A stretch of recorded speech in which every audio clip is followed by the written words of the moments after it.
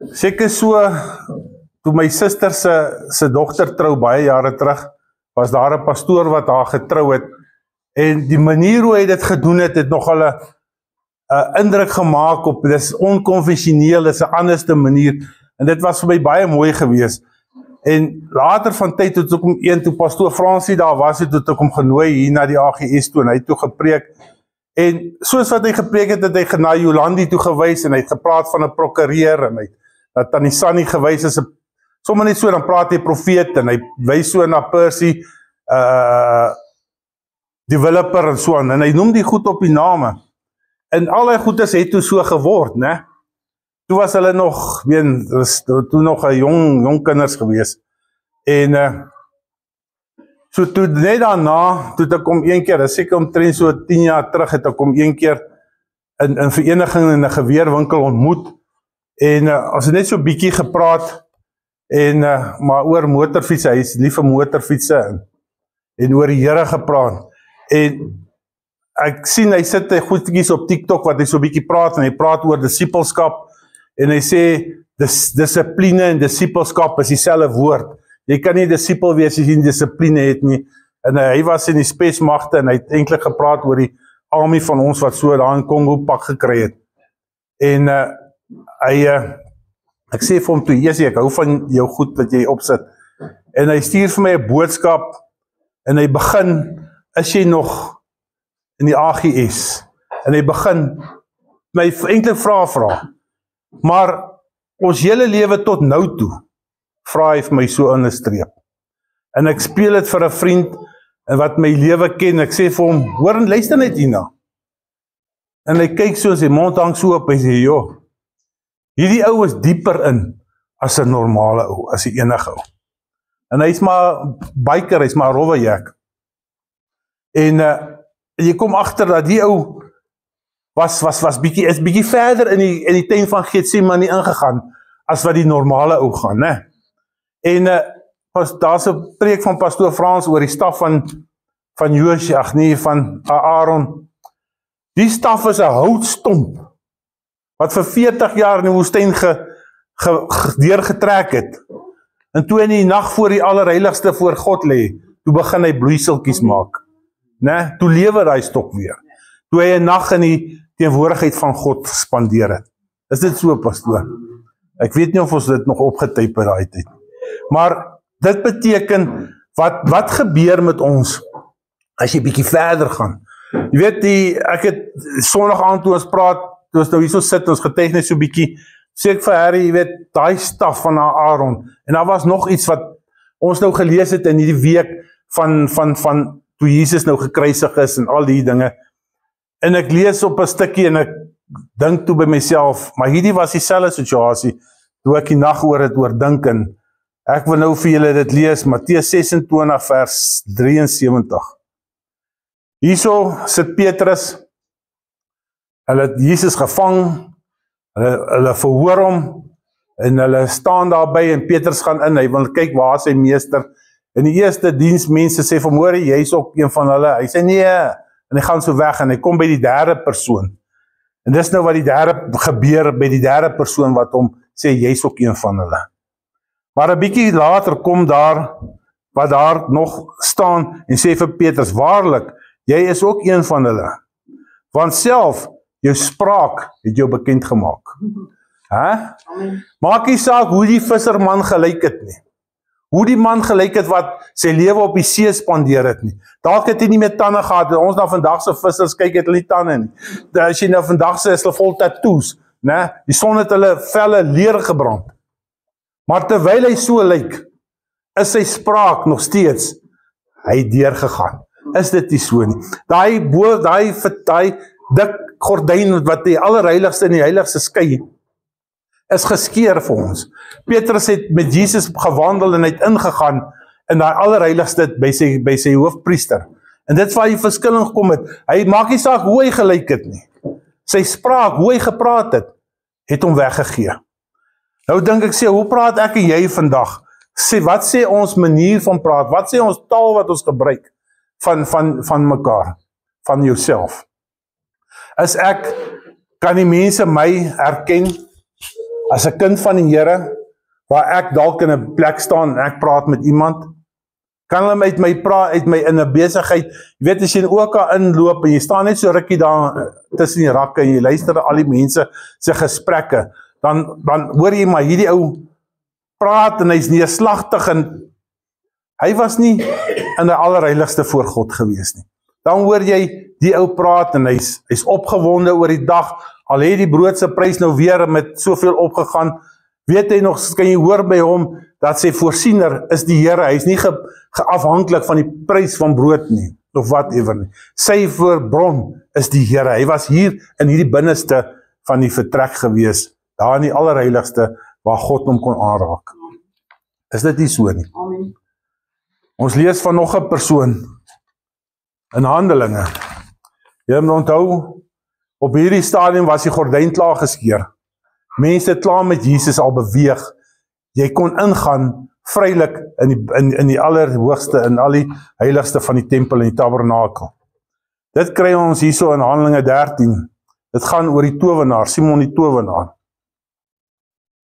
Hier in 13 sê hy, weet, hierdie man was uit towerwerke gedoen, okay, nie regtig tower nie, daar is nie so iets nie, maar hy het kulkunsies gemaak, en die mense het opgekyk na hom en gesê, dat hierdie kragte wat hy doen, kom van God af, né? Hy het mooi toertjies gedoen en alles, die mense het hom nogal aangehang, daar in Samaria, waar Philip begin bedien het. En hier in 13 sê hy, en Simon het ook self gelowig geword, en nadat hy gedoop was, geduldig by Philip gebly, en hy was verbaas, toe hy die tekens en groot kragte sien gebeur. Hierdie ou, hy het hom bekeer, hy is gedoop, en hy het sy oog gehou op Philippus, wat al hierdie kragte en wonderwerke deur Philippus gebeur het in Samaria. En, maar nooit lees jy, dat hy in die binnekamer was, en nooit lees jy, dat hy regtig 'n nag gespandeer het, in die teenwoordigheid van God nie, of nêrens lees jy, dat hy deurgedruk het, tot in die allerheiligste nie. Daai plekkie is vir mense beskik en bestem, wat regtig deurdruk in gebed en, tot by die allerheiligste. Hierdie man het nooit nie, hy sê oë was heeltyd gewees op wat Philippus gedoen het. Hy het hierdie kragte gesien wat Philippus beweeg het, en hy het saam met hom geloop en hy het gekyk.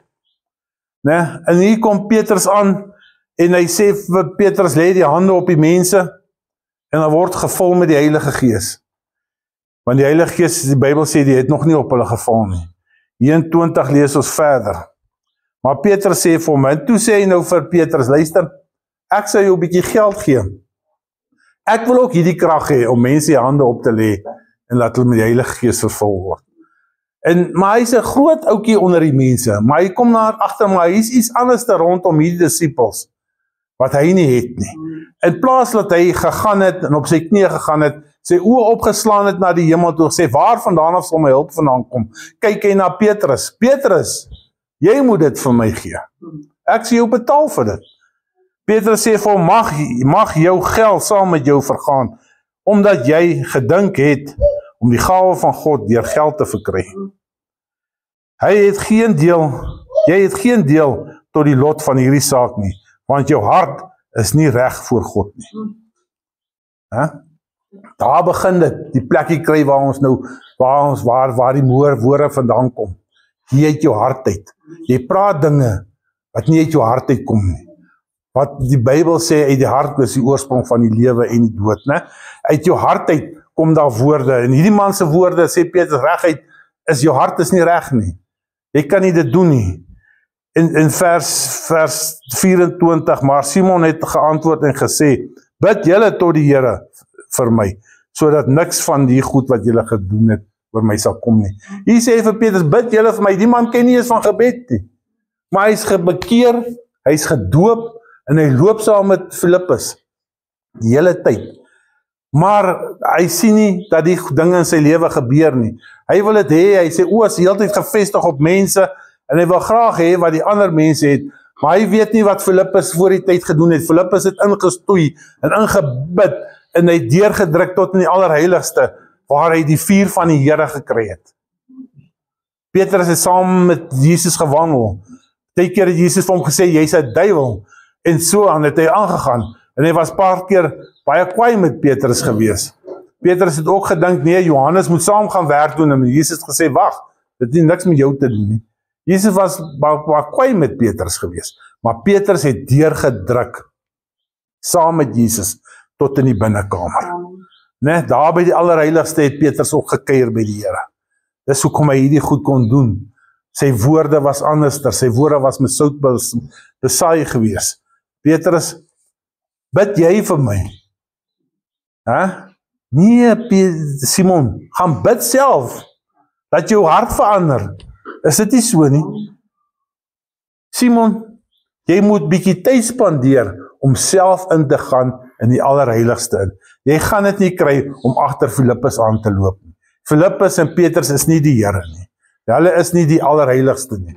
Hoe hardloop party mense rond, partykeer agter die ou aan, agter daai ou aan. As jy sien hoeveel mense hardloop agter die evangelis aan, en die kant toe en die kant toe, dan sien die groot wonderwerke by hom. As ek net by daai man kom, as hy vir my bid, nee, die Here kyk na jou hart, sorg dat jy inbid na die Allerheiligste toe. Bid dat hy oomblikke sal oopmaak, wanneer jy in die teenwoordigheid staan van die Almagtige God. Daar is dit te kry. Is dit nie so nie? Die evangelie waai, soos die wind waai, jy hardloop nou hierdie kant toe, dan die kant toe. Daar gaan jy niks kry nie. Daar's een plek, waar hierdie te kry is, en dit is vir ons almal, vir elke gelowige, vir elke persoon wat hier vandag sit, in hierdie saaltjie, is die Allerheiligste daar. Die gordyn het geskeur, dis oop. Jesus het die prys betaal, ons kan deurgaan. Dis nie nodig vir die of daai ou te gaan sien, of daai ou te gaan sien vir genesing. Nie net vir genesing nie, maar vir geestelike gawes. Nou, ons almal wil in tale praat, ons almal wil profeteer, ons almal wil dit doen. Sorg dat jy in die Allerheiligste kom. Dis daar waar die gawes uitgedeel word. Dit word nie op straat uitgedeel nie. Jakobus, as ons praat oor spraak, kan ons nie verbygaan sonder om Jakobus te lees nie. Is dit nie so nie? Jakobus, Jakobus, wat sê hy vir ons hierso? Hy het 'n hele hoofstuk geskryf oor die tong van die mens. Maar ek wil net so een gedeeltjie lees, van 8 en 9. Maar die tong kan geen mens stem nie. Dit is die onbedwingbare kwaad, vol dodelike gif, waarmee loof ons God, die Vader, en daarmee vloek ons die mense wat na die beeld van God gemaak is. En die oorsprong uit jou hart uit, kom dit by jou tong uit. Jou tong is nie gesplete tong soos 'n slang, wat hierdie kant is goeie, sê goeie goed, hierdie een sê slegte goed nie. Uit die oorsprong van jou hart, kom dit uit, wat oor jou tong uitgespreek word. As dit gif is, verwoes ons mense, ons sê sleg van mense, dis 'n geskinnery, dis 'n slegpratery. As ek maar net dink, as jy by die boerevereniging is, jy sit jy daar, dis nou net eintlik 'n halwe grappie, na rukkie sit al die Toyota manne een kant op 'n hoek, en hulle praat oor hulle, wat kan hulle nog aan hulle Toyota Cruiser sit, om hom nog meer indrukwekkend te maak, en die Ford manne sit daar op 'n hoekie, hulle praat, waar gaan hulle hier naweek berge ry, en visvang, en al jag, en al die goeters, is dit nie so nie? En die Land Rover mense, hulle probeer mekaar uit motiveer. Ja, sies toch. Maar so gaan dit. Al die mense sit so later op hoopies by mekaar. As jy by plekke kom, as jy nou al hier gesien, as ons 'n druk uit die Kina toe bring, kort voorlang, het hy sy maatjie gekry. En later sien jy, maar die ander ou is ook in daai dinge. So trek gees mekaar, die hart na daai hart toe, en so kom hulle by mekaar uit. Dis nie die hart wat die tong praat, kom uit, en al die mense wat dieselfde gevoelens het, dieselfde dinge doen, kom by dieselfde mense uit. Dit is, pas op wat ons praat. As ons, Filippus sê, Jakobus sê, daai gif wat jy praat, kom uit jou hart uit. Ons het nou gelees wat Petrus sê, vervloek is jy, want daai goed wat jy sê, kom uit jou hart uit. Maak jou hart reg, kry jou hart reg. Waar kry ons dit reg gekry? Waar kry ons dit skoon? Waar kry ons dit reg? In die diepste, allerheiligste by God. En ek sê weer eens, dis vir almal beskikbaar. Dis nie vir uitgesoekte mense nie. Dis Jesus en hy gee dit. Net daar in die allerheiligste. Matteus sê, Matteus 12 vers 36. Maar ek sê vir julle, dat van elke ydelle woord, wat die mens praat, daarvan moet hulle rekenskap gee in die oordeelsdag. Want uit jou woorde sal jy geregverdig word, of jy sal veroordeel word. Wow, dit is nogal erg, né? Uit jou woorde, want jou woorde kom nie net van self nie, dit kom uit jou binneste, uit jou hart uit wat jy bedink, wat jy heeltyd aan dink, jy broei mos 'n saak. Of weet, baie keer het ek is nie iemand wat kan beklei nie, maar jy baie keer voel het of die ander ou lank al die geveg uitgedink het en bespreek het en opgeskryf het, want as ek net so sê, het hy vir my 100 keer goed terug te sê. Is dit nie so nie? So dit voel of die ou dit al lank al bespreek het, of uitgedink het, want sy hart is so. Sy hart het gedink, hoe kan ek die ou kap op die manier, as hy so sê, sê ek so, as hy dit sê, sê dit. Maar op elke manier hoe jou woorde gaan, dis waarop ons gaan geoordeel gaan word. Of dit goed is en of dit sleg is. As jou woorde mooi is, wys ons dit mos jou, hoe's jou hart. Want hy sê mos, jou taal, jou manier hoe jy praat, dit wys jou uit, Petrus, dat jy eintlik 'n volgeling van Jesus is. In die nuwe vertalings, in die 83 vertaling sê, dat Petrus sommer dadelik begin vloek het, om die mense te wys, hy is nie 'n volgeling van Jesus, maar sy woorde het hom uitgewys. Dit is net so, hy kan nou maar doen wat hy wil, sy woorde het hom uitgewys, dat hy is 'n kind van die Here, en hy kan nie wegsteek nie, hy kan nie dieper gaan nie, hy kan net vloek maar soos wat hy vloek, maar sy woorde wys hom uit. Hoe praat ons vandag, as ons met mekaar praat?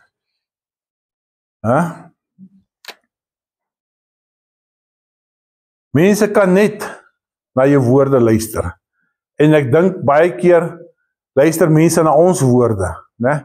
As ek in 'n winkel ingaan, hoe luister die ouens na my, wat ek sê?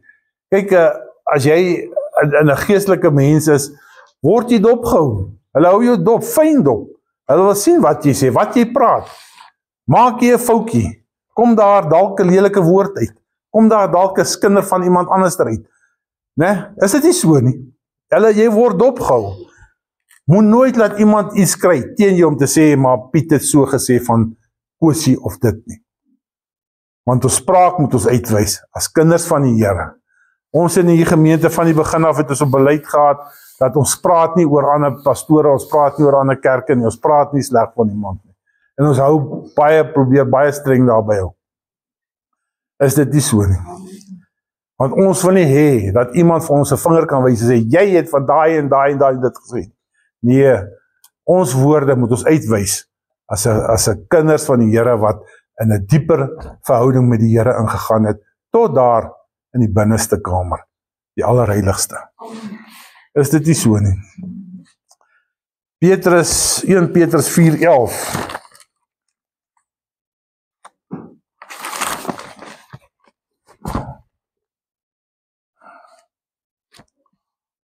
As iemand spreek, laat dit wees soos woorde van God.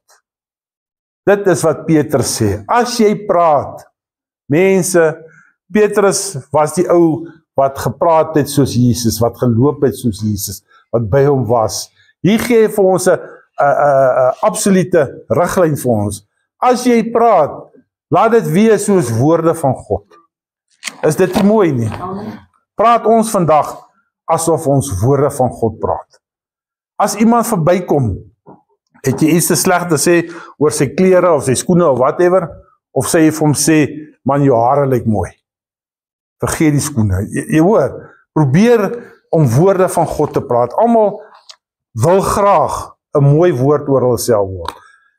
En ons is dit altyd, baie keer, ons kry maar baie, ons probeer altyd die mooi in iemand sien. En dit is wat ons hart is vir mense, om altyd die mooi in iemand te sien. Al skop hulle al sê hulle agterna sleg net soveel hulle wil, dit is hulle saak. Hulle woorde sal hulle uitwys eendag. Maar sover ons net die mooi in al die mense kan sien, dit is as jy in die binnekamer was. Dis die eerste plek waar jy dit kry, wat Petrus hier vandaan gesê het. In die binnekamer, in die allerheiligste. Dis daar waar die Here jou aandoen met krag uit die hoogte uit. Selfs, hulle skryf van Jesus, dat hy, al die woorde wat hy gesê het, hy van God ontvang het. Né? En hier sê Petrus vir ons, laat jou woorde wees soos as God se woorde. Jy kan nie mense verskree en verslap en versleg sê en wat, en dan sê jy's 'n kind van die Here nie. Dit werk nie so nie, want jou woorde wys jou uit. Of jy's 'n Simon, die towenaar, of jy's Petrus, wat saam met Jesus gewandel het. Hou op om mekaar sleg te praat, hou op mekaar te veroordeel of whatever. God sal ons oordeel op die regte tyd. Hoe praat ons, of ons goed praat of sleg praat van persoon? Elke persoon vandag moet bietjie sy hand so in sy eie boesem kyk sit en sê, hoor hierso, is ek iemand wat ander mense verskree, verjaag of verwoes met my woorde? Of is ek iemand wat God se woorde spreek? Genesing, oplig. Jy is die kind van God. Jy is kosbaar vir die Here. Jy is die kop en jy's nie die stert nie. Dis die woorde van God wat hy vir ons sê. Spreek ons woorde van God, woorde van stigting, woorde om mense op te hef. As jy profeteer, wat profeteer jy? Profeteer jy dat die mense moet luister na die Here? Profeteer jy mooi goed? Kyk, partykeer moet jy sondes los om mooi te wees, né? Maar beweeg jy in kringe waar jy mense kan oplig, ophef. Spreek ons woorde van stigting tot mense. Hef ons mense nog op vandag in vandag se lewe, of loop ons die strate vol en sê van die ou en daai ou wat daar nie is nie. Laat ons wees soos woorde van God, met sout besprinkel. Was jy al in die binnekamer, was jy al in die allerheiligste, waar jy kan verander. Simon, die towenaar, was ook bekeerd, hy was ook gedoop, hy het saam met die apostels geloop, maar sy hart was nie reg nie. Is dit nie so nie? Ons kan baie keer probeer ons mense om die bos lei. Jy kry nie mense om die bos gelei nie. Want hulle luister na jou woorde. Wat jy sê en hoe jy reageer op baie dinge.